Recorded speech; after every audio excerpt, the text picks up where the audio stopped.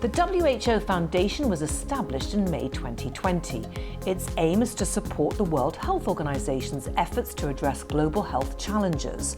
It does so via grants with money raised through partnerships and campaigns. I asked the Foundation's CEO, Anil Soni, why it is a legally separate entity from the WHO itself. The World Health Organization plays a singular role in ensuring health for all around the world, not just in low-income countries, but in high-income countries too. It's a public sector organization. But what we've learned in the last 70 years is that the public sector cannot do it alone, that these goals to ensure health for all, to ensure that we're protecting the vulnerable, that we're prepared for health emergencies, that it requires the public and the private sector. The WHO is focused on the public sector. It works with governments. It does its work extraordinarily well.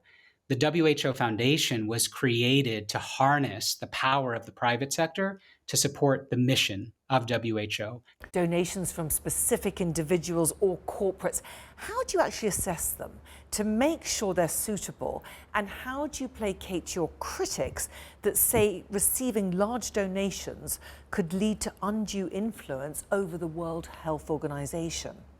It's a critically important issue, making sure that donations, whether from governments or non-government sources, do not involve a real or perceived conflict of interest. That is one of my number one goals. We have to ensure that the work of the WHO is protected and is driven solely by the science. The WHO cannot be corrupted by undue influence, again, by any party.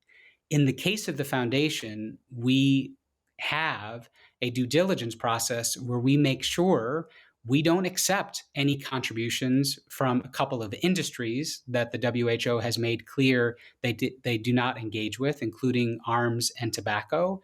And what we also do is review every donation to make sure that there is no conflict of interest, that there is no harm to the WHO's work or reputation. And then when we give resources to the WHO, there is no quid pro quo.